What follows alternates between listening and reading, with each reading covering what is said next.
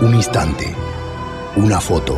Hemos venido aquí hoy a muchas cosas. Una época de cambios que devienen un cambio de época. A muchas cosas, a caminar, a marchar, a saltar, a cantar. Una frase, un sentimiento colectivo y las ganas de hablar de nosotros en nuestro idioma. Pero entre tantas cosas de las que hoy hemos venido a hacer aquí a Mar del Plata hoy, Nuestros problemas, nuestras soluciones, nuestra América adulta y soberana. y cada uno de nosotros trajo una pala.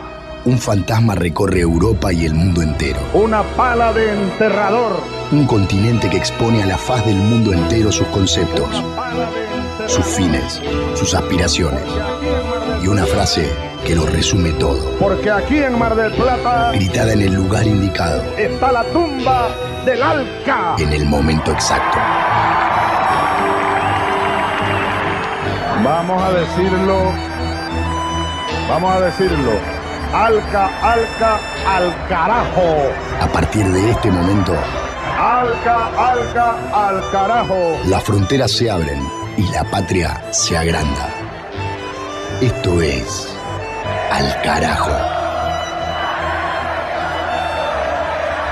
Noticias, política y cultura de América. Esto es Al Carajo. Alca, Alca, Alca, al carajo. Alca, Alca, Alca, al carajo. Luisa llamó a su puerta. Antonia se tapó la boca con la mano para sofocar el grito. «Vente con las muchachas, ¿qué estás haciendo ahí tan sola?» Ella no respondió. Así llamaron a la puerta de su casa aquella noche. «Anda, Antonia, ve a ver quién llama a estas horas», dijo su padre. Ella abrió la puerta y vio unos ojos fulgurantes que le echaron una cobija en la cabeza, la envolvieron, la levantaron en vilo y la arrancaron de su casa. Eran muchos hombres. Ella oía las voces. «Pasámosle rápido». Unos brazos la entregaron a otros, la subieron a un caballo. A través de la manta sintió el calor del cuerpo del animal y del cuerpo del hombre que la llevaba. Partieron a toda carrera. Se iba ahogando debajo de la cobija, como ahora que Luisa la llamaba y que ella se cubría la cabeza con la sábana sin saber por qué. El miedo le había paralizado, no se atrevía a hacer ningún movimiento que le procurara aire.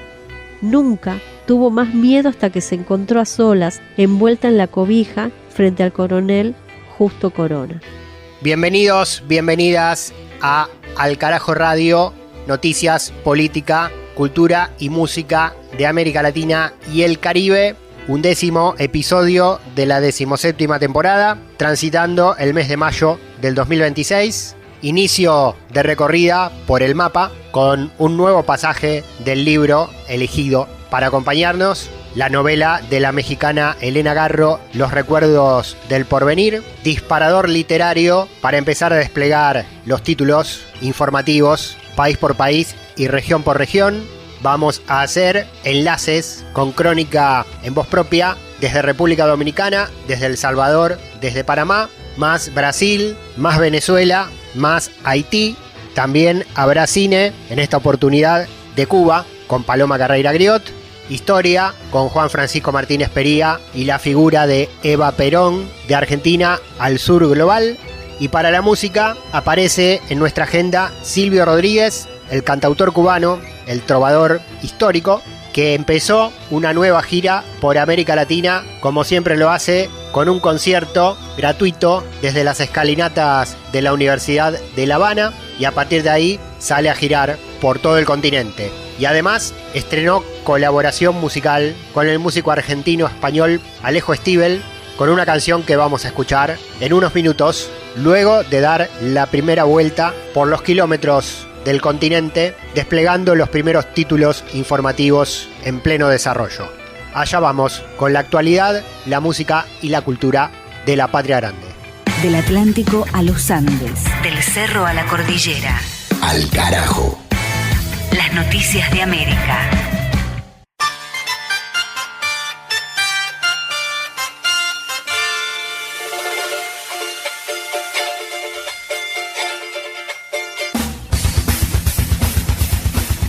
En Brasil, el Supremo Tribunal suspendió la reducción de penas de Bolsonaro y demás condenados por el intento de golpe de Estado del 2023.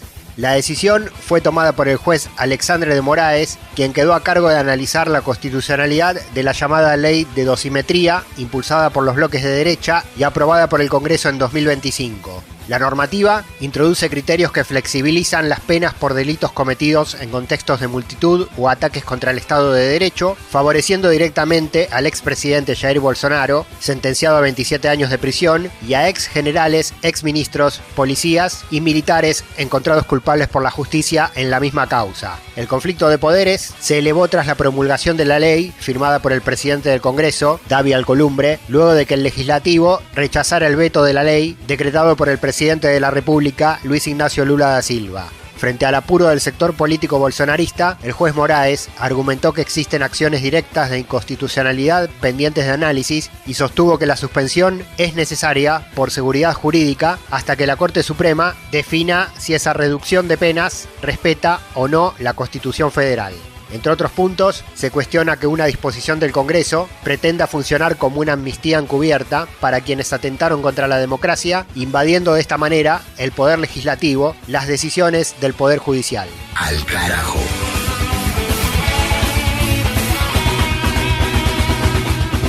En Haití, enfrentamiento de bandas criminales deja 8 muertos y cientos de desplazados.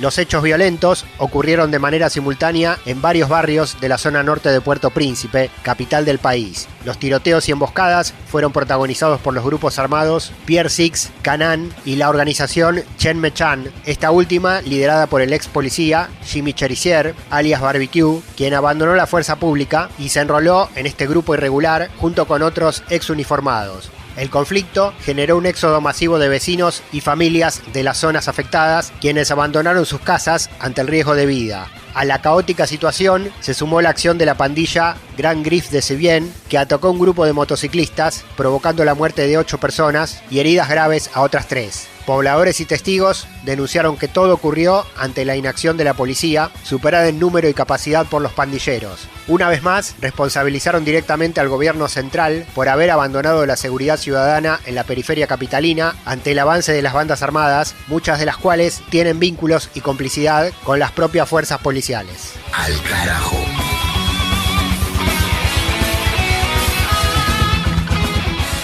En Venezuela, la presidenta Delcy Rodríguez defendió la presentación ante la Corte Internacional de Justicia por el reclamo sobre el Esequibo. Se trató de la primera comparecencia del país bolivariano en esta causa después de que Nicolás Maduro fuera extraído del gobierno por Estados Unidos.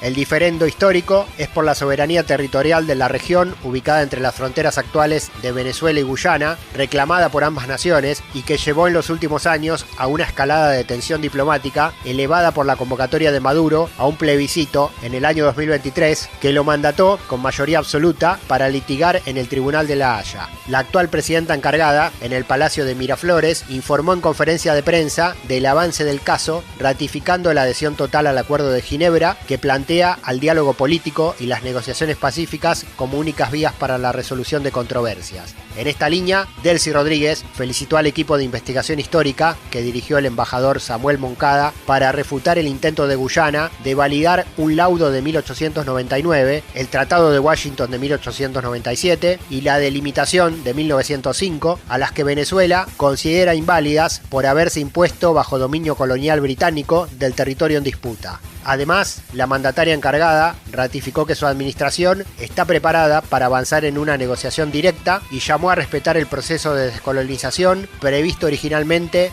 en todos los tratados internacionales vigentes. Primero que nada, el profundo orgullo que siento como venezolana de haber venido a la Corte Internacional de Justicia respetuosamente a defender el mandato que nos dio el pueblo, donde el pueblo venezolano en totalidad fijó posición sobre no reconocer este mecanismo judicial para la resolución de la controversia territorial entre Guyana y Venezuela, sobre el mandato de que solo el Acuerdo de Ginebra es el instrumento jurídico válido y debidamente depositado ante las Naciones Unidas para dirimir esta controversia. Bueno, Venezuela ha presentado más de 3.000 folios con evidencia, a pesar de que el Reino Unido impidió nuestro acceso a fuentes probatorias, a pesar de que el Reino Unido destruyó evidencias, a pesar de que el Reino Unido garantizó evidencias solo a la contraparte, a Guyana. Quiero felicitar al equipo, tanto de las autoridades de Venezuela como a nuestro equipo jurídico. Yo quiero resaltar el profesionalismo y que quede para la historia este equipo que durante años, desde el 2018, ha estado demostrando esta ilegalidad. Ha estado demostrando que el laudo amañado de 1899, que un fraude no puede regir relaciones, que un fraude no puede resolver controversias. Y yo espero que el pueblo de Venezuela entienda, y sabemos que es así, el esfuerzo que se ha hecho, y para mí el honor como presidenta encargada haber venido a atender un asunto que es fundamental para nuestro país, como es la soberanía y la integridad territorial. De norte a sur, de este a oeste. Al carajo. Un viaje por el continente.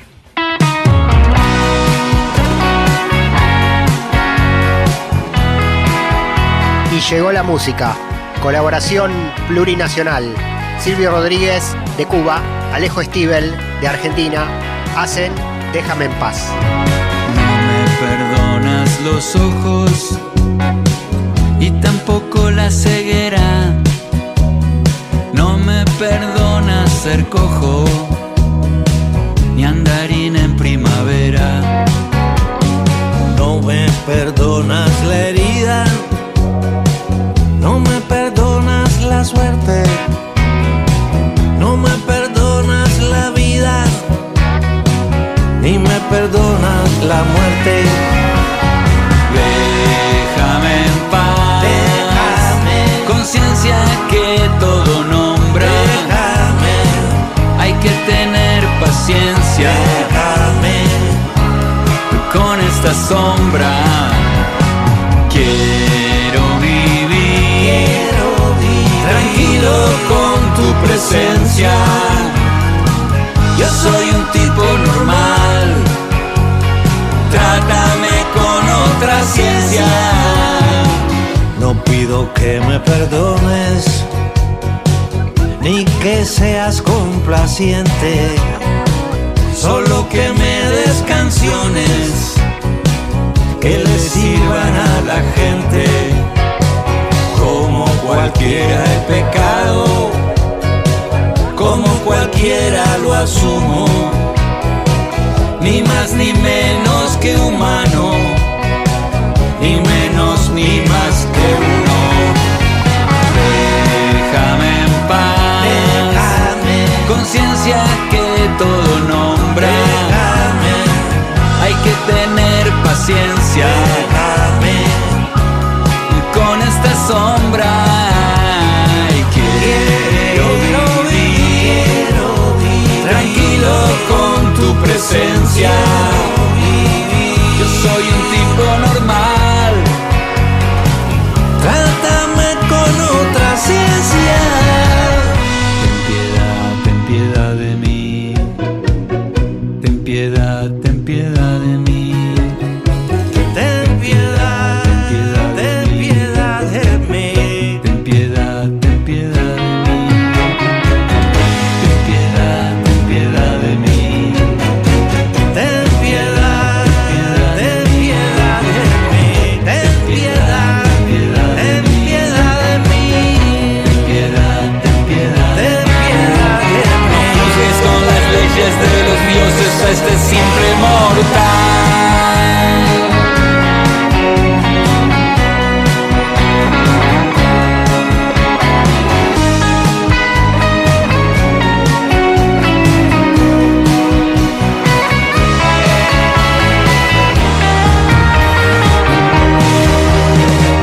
Déjame en paz, conciencia que todo nombra, hay que tener paciencia con esta sombra. Quiero vivir tranquilo con tu presencia. Yo soy un tipo normal, trátame con otra ciencia.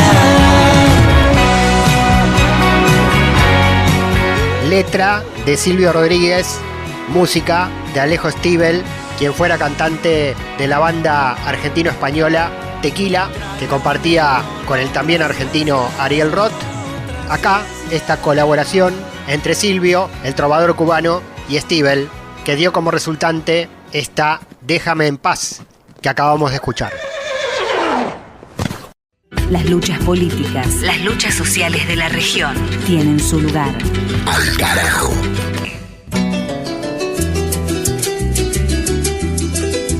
Mayo es el mes del aniversario número 107 del natalicio de Eva Duarte de Perón. Fue el 7 de mayo de 1919. Se realizaron actos en Argentina y en otros lugares de América Latina.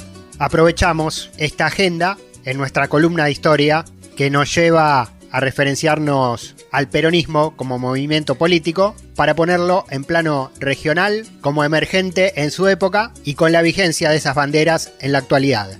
Juan Francisco Martínez Pería, historiador del Centro Cultural de la Cooperación de Buenos Aires, Argentina. ¿Cómo te va?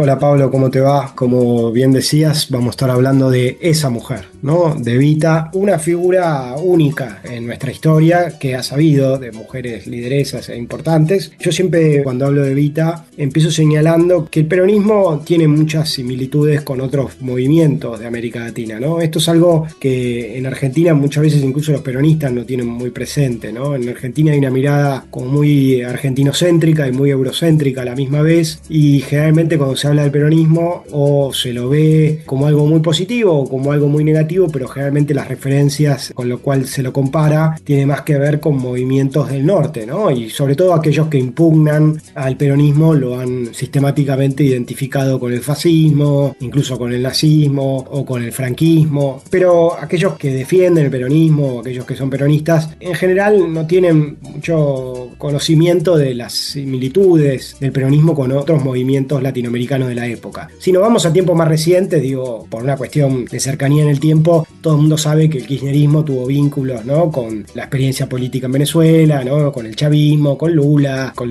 el Frente Amplio en Uruguay, con Evo Morales, con Correa, eso está claro, pero también lo que se pierde de vista es el carácter latinoamericano del peronismo, obviamente no solo en términos de las alianzas políticas y la influencia política del peronismo en la región, que fue muy importante. Perón tuvo toda una política muy activa frente a la región, con un intento de construir distintas alianzas frente a Estados Unidos, a la hegemonía norteamericana. Perón buscó claramente disputar con alcances y límites una hegemonía frente a Estados Unidos, pero además de eso, el peronismo tiene muchas semejanzas con otros movimientos latinoamericanos, porque en realidad el peronismo es fruto de un contexto de crisis de la década del 30, la década del 40, que es una crisis generalizada en la región. Entonces en la región van aflorando movimientos, en algunos casos conectados, en otros casos no tan conectados, que piensan en términos de nacionalismo político, nacionalismo económico, antiimperialismo, justicia social, con más o menos radicalidad, ¿no? Integración latinoamericana, una política de descentralización, de fortalecimiento del Estado, industrialización, etcétera, etcétera. Hay una serie de movimientos claves que tienen muchas semejanzas. El cardenismo en México, liderado por Lázaro Cárdenas, heredero y profundizador de la Revolución Mexicana de 1910, el APRA de Víctor Raúl Ayala Torre de Perú, que es realmente previo, sobre todo en la década del 20, y que se desarrolla posteriormente, por supuesto, el varguismo en Brasil, de Getúlio Vargas, el MNR en Bolivia, que surge en la década del 30, pero que después es uno de los partidos que lleva adelante la Revolución Boliviana en 1952, y otros procesos como por ejemplo el de Guatemala, ¿no? En Guatemala hay una revolución en la década del 40, inicialmente liderada por Arévalo y después por Jacobo Arbenz, una revolución en Cuba en 1933, y básicamente las tres banderas del peronismo, independencia económica, soberanía política, justicia social, son banderas que uno puede ver, a veces incluso iguales, circulando con una suerte de vientos de cambio, vientos nacional populares por la región. Pensemos por ejemplo en el discurso inaugural de Jacobo Arbenz en 1951, aparecen explícitamente, ¿no? En La historia me absolverá de Fidel Castro también aparecen esas ideas. Pero ¿cuál es la particularidad del peronismo? Bueno, uno puede decir, por un lado, una organización de la clase obrera más intensa, más fuerte que en otros lados, un mayor o relativo mayor éxito económico en algunos aspectos, pero la gran particularidad del peronismo frente a los otros movimientos es que hay un liderazgo de doble comando. Fue muy raro, digo, todos estos movimientos tuvieron generalmente un solo líder, un liderazgo fuerte, carismático, etcétera, etcétera, pero el único caso donde hubo dos líderes fue el peronismo, y la gran particularidad es un liderazgo femenino que es Evita.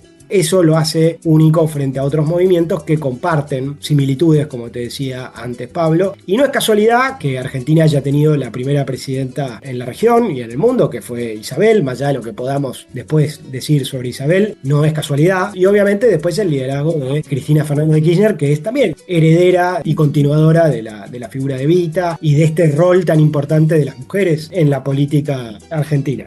Evita nace en 1919, nace el 7 de mayo de 1909 en Los Toldos. Es, como se sabe, una hija ilegítima de un padre que tenía otra familia y de muy joven se va a vivir a Buenos Aires. Ahí hay un proceso en la década del 30 que es un proceso de migración interna, un comienzo de industrialización y sustitución de importaciones bastante espontáneamente, o sea, no dirigida por el gobierno, y empieza una carrera artística, una carrera vinculada con el teatro, con la radio, ¿no? Y empieza a construir una carrera que tiene relativo éxito, pero cuando conoce a Perón era una figura no tan destacada del mundo artístico, por supuesto. En 1943 hay un golpe de Estado, o como dicen los peronistas, la Revolución del 4 de junio, que termina con una larga experiencia de fraude.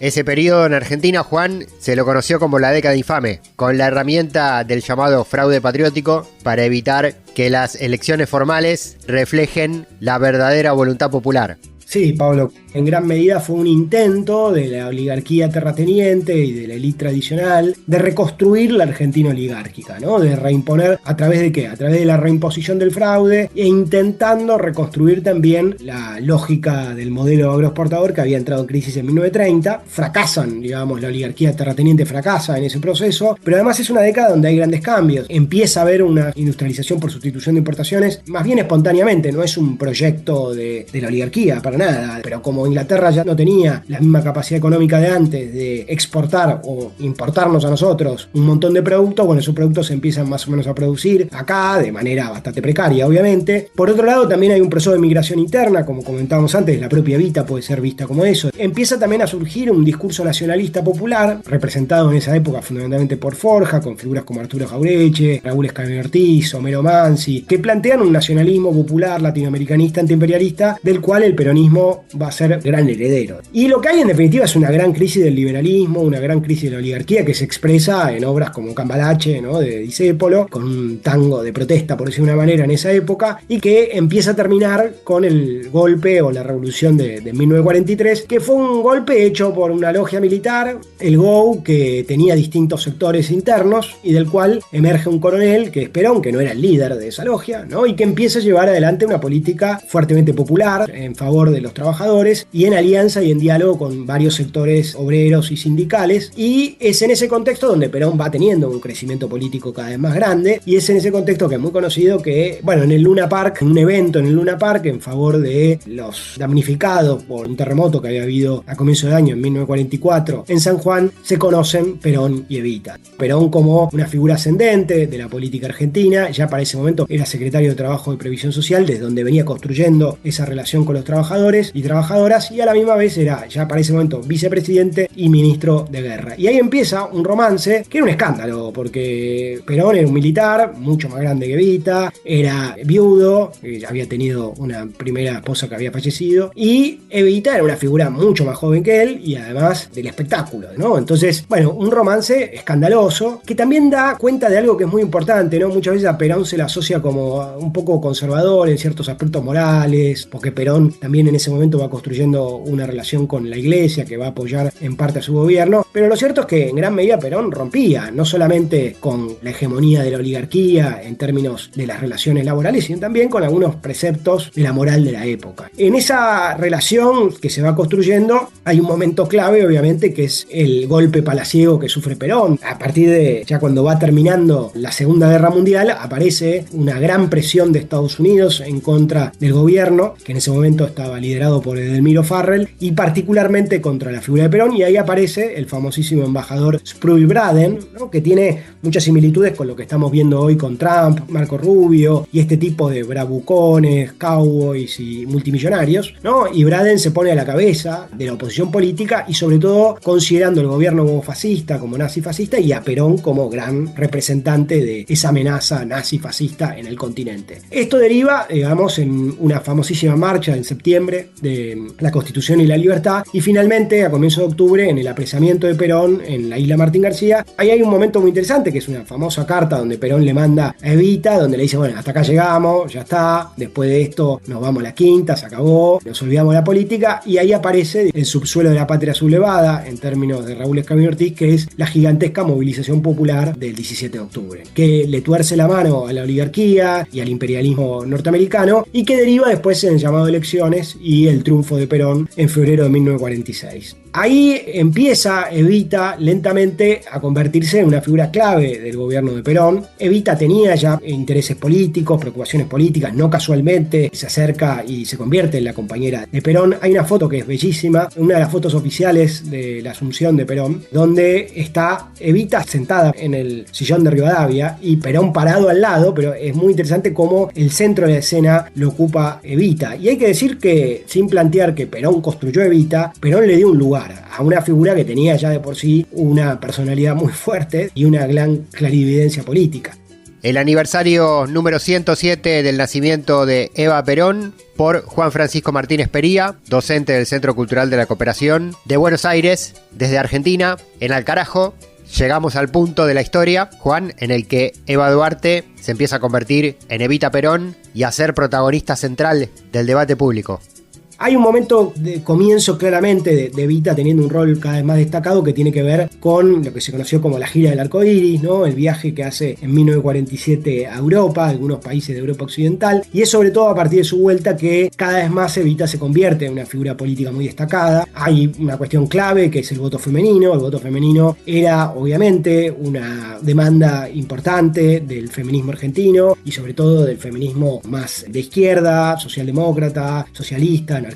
Ya desde fines del siglo XIX vemos demandas en torno a la participación política de la mujer y de la igualdad de la mujer. De hecho, en la Argentina había habido ya voto femenino en San Juan, la Constitución de San Juan de 1926 ya lo establece, pero va a ser Evita y Perón quienes tomen esa demanda y la concreten, ¿no? Y Evita va a ser una de las principales exponentes y defensoras de la participación política de las mujeres y del voto femenino, paradójicamente con la oposición de esas mujeres feministas, ¿no? Como Alicia Moro de Justo, Victoria Ocampo, con otra figura como Julieta Leanteri, que venían militando esa causa mucho tiempo antes, ¿no? Y no solamente se establece el voto femenino en 1947, sino que además otra cosa muy importante es que en 1949 en la Constitución se establecen los derechos sociales, entre ellos derechos que hacen a la mujer, ¿no? Y otra cosa muy importante es que se crea el Partido Peronista Femenino, digamos, del cual Evita va a ser la líder principal y de la cual además se van a crear más o menos 8.000 unidades básicas. O sea que estamos hablando de una gigantesca participación de las mujeres en la política, una gran ruptura y algo mucho más importante que lo que ocurre en el resto de la región en el mismo momento. Otra cosa también muy importante en torno al voto femenino es que en 1951 hay elecciones, o sea, de 1947 a 1951 las mujeres no votaron porque todavía no estaba el padrón electoral, ¿no? Entonces hubo que crear ese padrón y las mujeres votaron por primera vez a nivel nacional en 1951 con una gran universalización de la democracia política. Esto es muy importante y en ese momento el único partido que llevó representantes femeninas fue el peronismo, del cual se eligieron 23 diputadas y 6 senadoras, realmente una enorme representación, porque no es solamente una cuestión del voto, sino también de que efectivamente haya una representación política. La otra cosa absolutamente clave es el rol de la Fundación Eva Perón, que va a ser una de las piedras angulares del gobierno peronista y que va a llevar adelante una política enorme, gigantesca, muy activa de justicia social, ¿no? Con creación de escuelas, con creación de hogares, la ciudad infantil, dándole también un enorme rol al deporte como algo muy vinculado con la salud, con la participación. Otra cuestión enormemente importante también son los hospitales, el tren sanitario, bueno, una infinidad de iniciativas y de obra pública muy vinculada con la distribución de la riqueza y la justicia social. Y también, y esto es muy importante, que muchas veces se ha hablado del peronismo entregando juguetes, justamente esto se suele criticar, ¿no? Como clientelismo político, dádivas y ese tipo de cosas, pero eso no es así, porque esto vino muy asociado con la idea de derecho, ¿no? Una idea muy fuerte de donde hay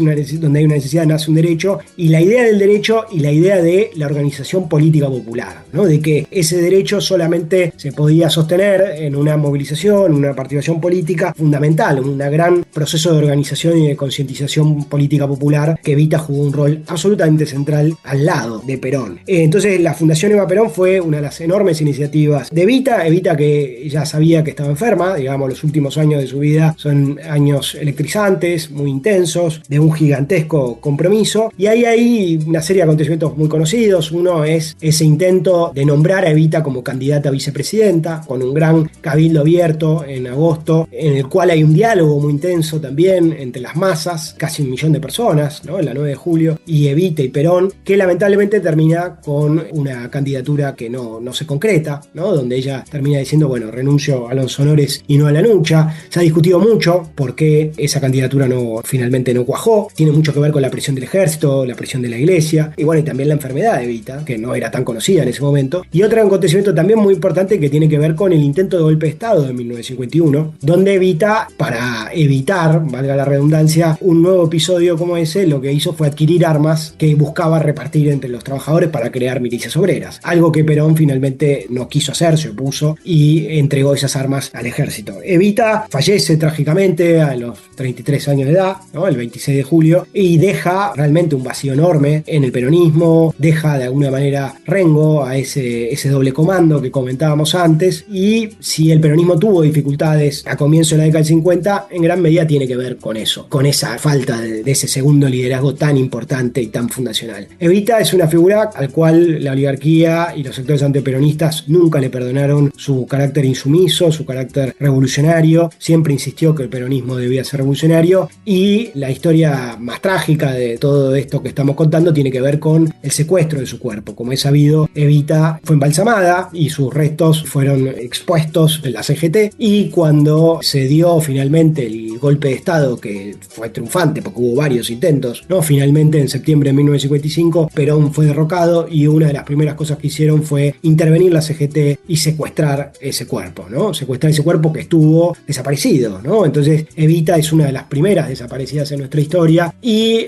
la oligarquía hizo infinidad de cosas para intentar que su figura sea olvidada, pero todavía, como decíamos al principio, sigue siendo recordada, ¿no? En los hogares más pobres de nuestro país y en otros hogares pobres de América Latina, Evita sigue siendo un ícono de justicia social, de insurrección y de poder femenino. Eva Perón, 107 años de su natalicio. Juan Francisco Martínez Pería, compañero, muchas gracias por la historia, como siempre, en este programa. Historia de una referente a la que la muerte no borró en el olvido, y a la que sí quisieron borrar sus detractores y odiadores, contemporáneos y futuros, y tampoco pudieron.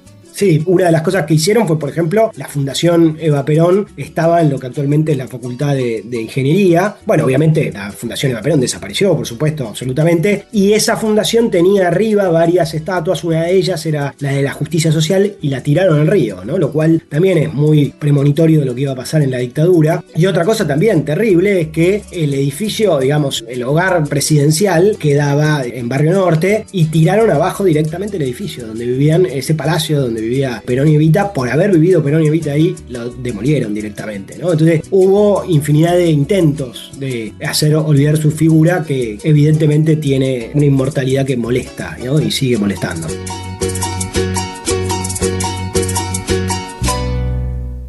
Mujeres latinoamericanas en la política y en la historia, en Al Carajo, y mujeres latinoamericanas en la literatura. Elena Garro, escritora mexicana. Los recuerdos del porvenir. Pasaje número 32. Luisa mira a Rafaela con rencor. Era verdad que todas eran unas putas. Una imagen le vino a la imaginación. Los hombros de su querido cubriendo los de Rafaela. Se sentía insegura en medio de esas mujeres ávidas de fruta. Le parecieron estúpidas, sentadas casi desnudas sobre la cama revuelta. Quiso irse. Miró por las rendijas de la puerta. La mañana clareaba. No tardaría Julia en volver al hotel con su querido y su cauda de hombres.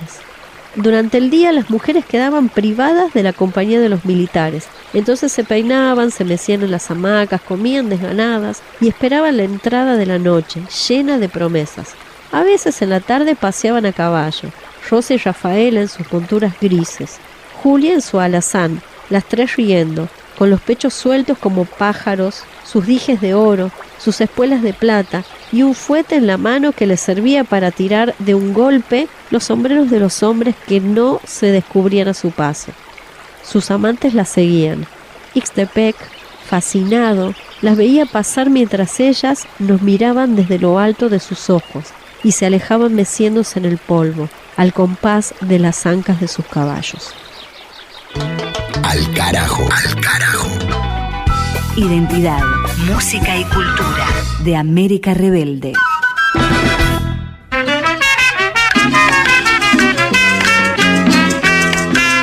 Hay un ambiente general que si te cuento no te aburro, y es que dicen que hay un burro que se encuentra encaramado en lo alto del palacio, en lo alto del palacio, sí señor, presidencial. Segmento de cine latinoamericano en Al Carajo, una película como herramienta para la crítica al capitalismo y al imperialismo. ¿De dónde más, sino de la isla de Cuba? Se llama Vampiros en La Habana. Crónica y recomendación con Paloma Carreira Griot. Los micrófonos son tuyos, Palis. Hola Pablo, hola a todas las audiencias de Al Carajo. Esta es una película de animación para adultos que ahí anda entre el terror y la comedia, que se estrenó en 1985, dirigida por Juan Padrón. Vamos a cortarle la... Vampiros en La Habana. La historia de los vampiros se pierde en la lejanía de los tiempos remotos.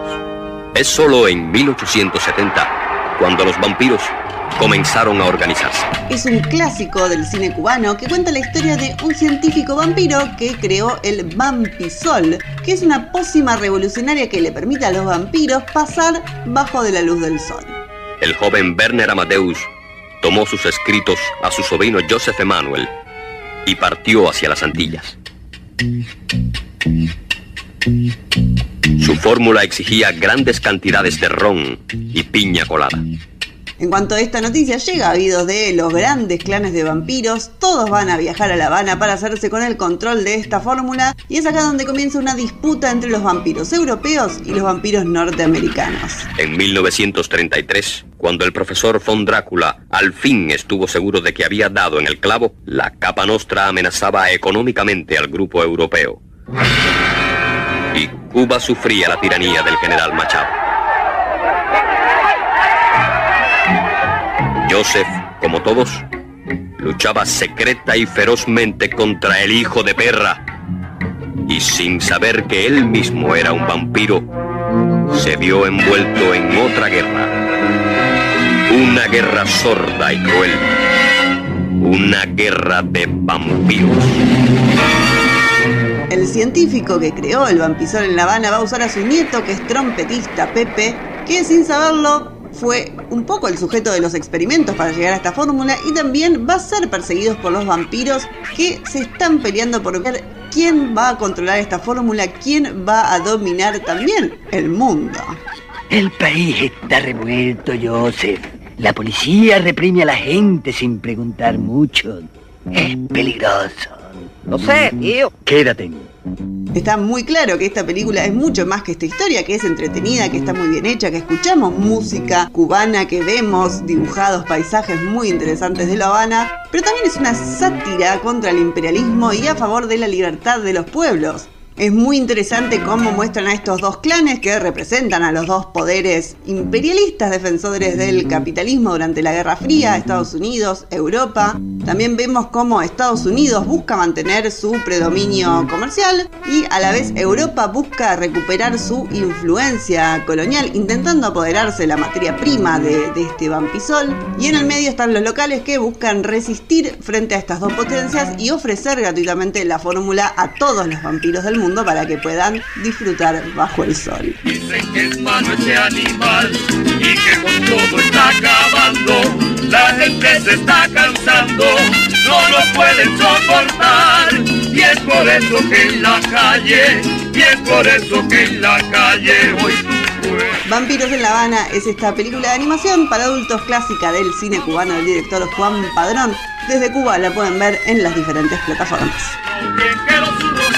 Si él me agarra bien que me mata, vamos a tumbar ese muro, vamos a cortarle las patas.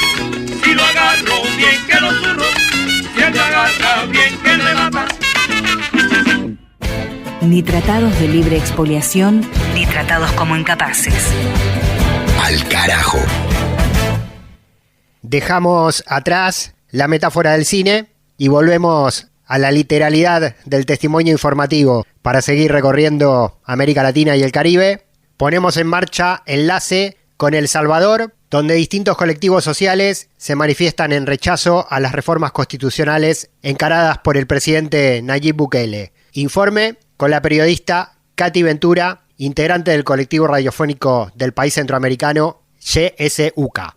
Las reformas a la Constitución relacionadas con la representación política de salvadoreños en el exterior ha generado cuestionamientos entre integrantes de la diáspora, quienes consideran que, aunque el derecho a participar políticamente ha sido una demanda histórica, los cambios se impulsan en un contexto de debilitamiento democrático en El Salvador. La Asamblea Legislativa aprobó a finales de abril una reforma al artículo 79 de la Constitución para permitir que salvadoreños en el exterior elijan sus propios diputados y tengan representación directa. Oscar Landaverde, ex diplomático salvadoreño en calidad de retiro, señaló que el principal problema no es el reconocimiento de representación para la diáspora, sino que la reforma se desarrolla en medio de un régimen que no respeta el Estado de Derecho ni la Constitución. El gran problema que actualmente vive El Salvador con la implementación de esta ley es que nuestro país no está viviendo en plena democracia. En la práctica tenemos un país con un partido único, sin ninguna representación de las diferentes formas de pensar, como sucede pues en la dictadura, ¿verdad? Y por lo tanto, esos representantes en el exterior que podrían ser electos en realidad serían nombrados para defender los intereses del régimen de Nayib Bukele, ya que los procesos electorales en El Salvador carecen de legitimidad. Landaverde defendió además el derecho de la diáspora a participar en las decisiones políticas del país, argumentando que la Constitución no establece diferencias entre ciudadanos que residen dentro o fuera del territorio nacional. También señaló que los salvadoreños en el exterior enfrentan problemáticas propias como deportaciones y la incertidumbre sobre el TPS en Estados Unidos. La diáspora salvadoreña también enfrenta problemas que deben ser atendidos por el gobierno. Por ejemplo,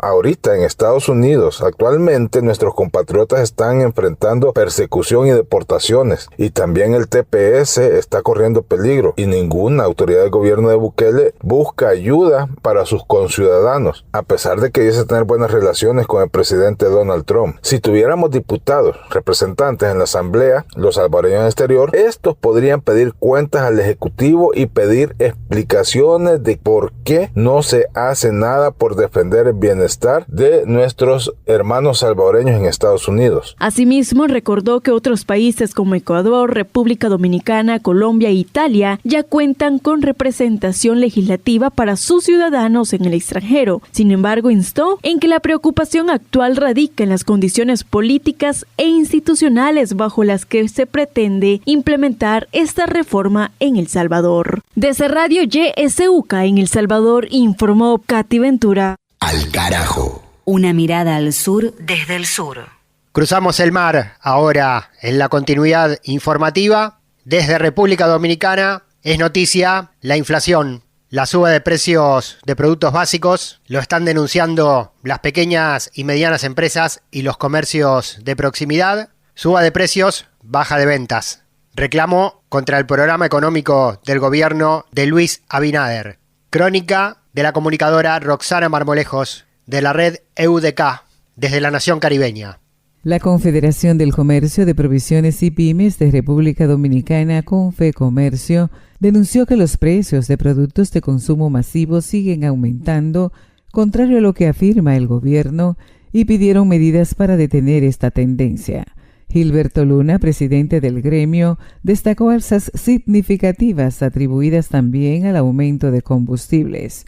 Criticó la falta de ajustes a la baja pese a la reducción del dólar, señalando la ausencia de acciones gubernamentales para reflejarlo en los precios. Un funcionario dice que no hay aumento de precios y que los precios están estables, usando los canales que tienen a través de diferentes funcionarios. Sin embargo, nosotros los comerciantes decimos que eso no es verdad.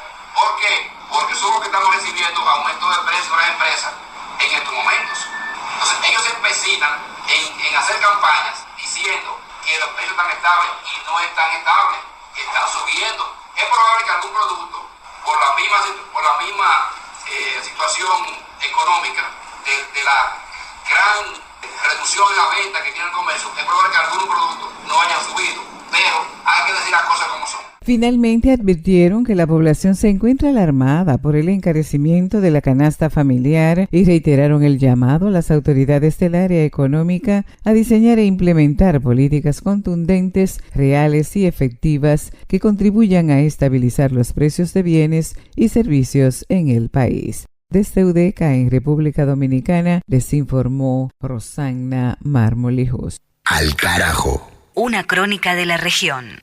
Y como última escala, volvemos al continente. Protestas y actos de repudio en Panamá en contra de la visita oficial del presidente israelí Isaac Herzog, quien se paseó por los medios nacionales hablando sobre el peligro que representa Irán para América Latina, mientras organizaciones sociales y populares panameñas lo rechazaban, denunciando el genocidio que lleva adelante el Estado de Israel, comandado por el primer ministro Netanyahu y por el propio Herzog, contra el pueblo palestino en la Franja de Gaza. El desarrollo de la noticia con Dana Betsy Batista, cronista de Radio Temblor de Panamá.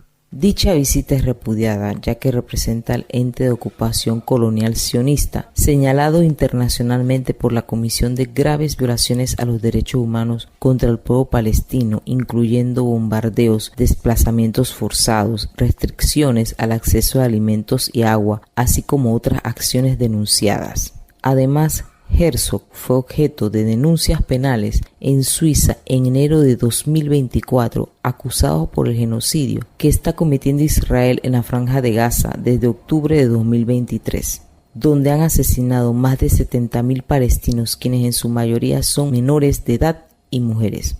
Por otro lado, genera preocupación que el presidente de Panamá, José Raúl Mulino, incluya en la agenda de esta visita el tema del agua en la región de Azuero, considerando la experiencia de la empresa estatal israelí Mekorot en otros países como Argentina, donde ha sido cuestionada por la falta de transparencia en sus convenios y por promover un enfoque del agua como mercancía. Escuchemos declaraciones de Priscila Vázquez, integrante del Comité Panameño de Solidaridad con Palestina, Copasol. El gobierno empresarial de Mulino, desde el día 1, señalando que su esposa es judía, se ha plegado a la política del Estado sionista de Israel, y en su toma de posesión el 1 de julio señaló la venida de representantes de ese gobierno. En este caso viene el presidente Herzog a Panamá para gestionar la privatización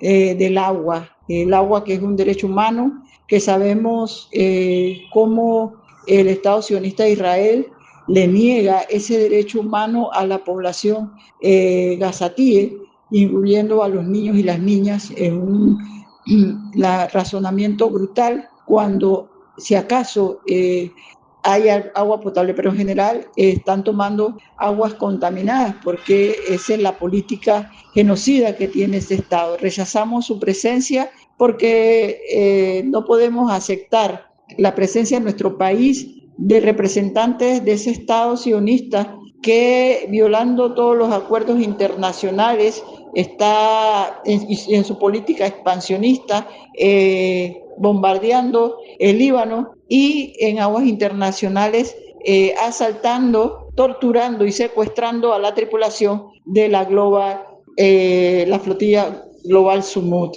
Exigir que sean liberados Tiago y Saif, que están ilegalmente detenidos y sabemos que están siendo torturados. Panamá no es una colonia de los Estados Unidos. Donald Trump no es el presidente de Panamá, y el Estado sionista de Israel nada tiene, y sus representantes nada tienen que hacer en nuestro país. Frente a este escenario, organizaciones sociales y de derechos humanos reiteran su rechazo y hacen un llamado a que Panamá actúe con coherencia en la defensa de los derechos humanos y la soberanía, priorizando siempre el respeto a la vida y la dignidad de los pueblos y la gestión justa de sus recursos. Desde Panamá, soy Dania Betsy Batista de Guevara, Radio Temblor Internacional Contacto Sur. De norte a sur, de este a oeste. Al carajo. Un viaje por el continente.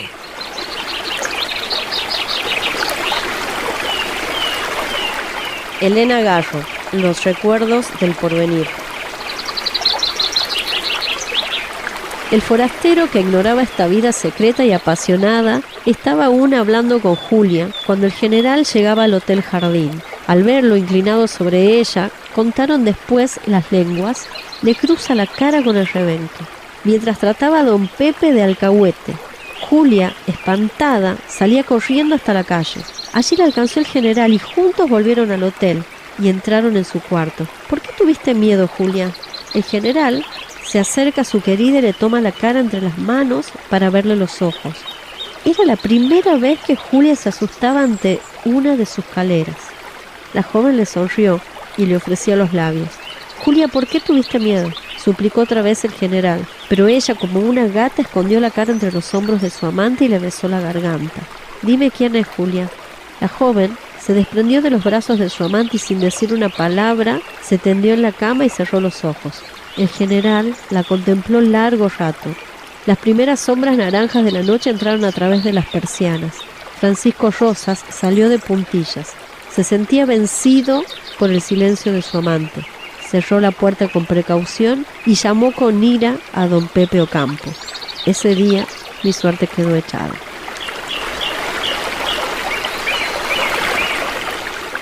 Aquí se queda la clara, la entrañable transparencia de tu querida presencia, comandante Che Guevara.